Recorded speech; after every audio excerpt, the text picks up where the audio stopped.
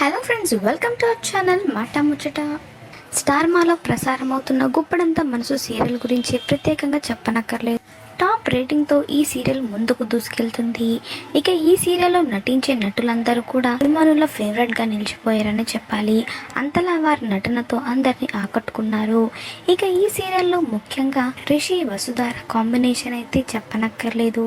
ఈ జంట కోసమే ప్రత్యేకంగా సీరియల్ చూసేవాళ్ళు ఎంతో మంది ఉన్నారు.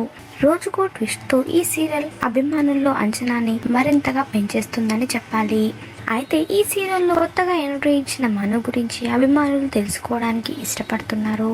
మరి ఆయన ఫ్యామిలీ బ్యాక్గ్రౌండ్ ఏంటో పూర్తి వివరాలు ఇప్పుడు ఈ వీడియోలో తెలుసుకుందాం. ఈ సీరియల్లో మొదట జగతి పాత్ర, ఆ తర్వాత రిషి పాత్ర వెళ్ళిపోయింది.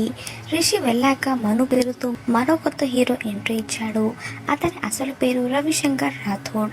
ఇతను ఇంటింటి గృహలక్ష్మి సీరియల్లో తులసికి రెండో కొడుకు పాత్రలో నటించాడు.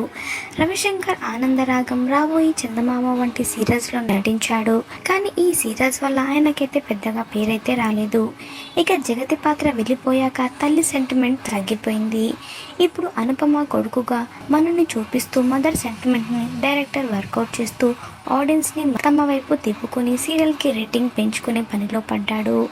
ఇక రవిశంకర్ విషయానికి వస్తే ఆయన కేవలం యాక్టరే కాదు, డెంటల్ సర్జన్గా క్లినిక్ నడుపుతున్నాడు.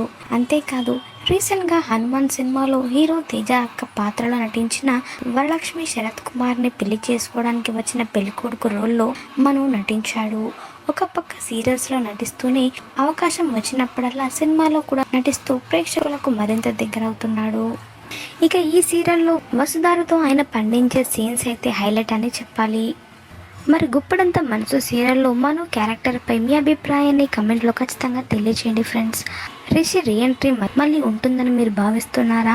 అవునైతే ఎస్ అని, కాదైతే నో అని మీ సమాధానాన్ని కమెంట్లో ఖచ్చితంగా తెలియచేయండి ఫ్రెండ్స్.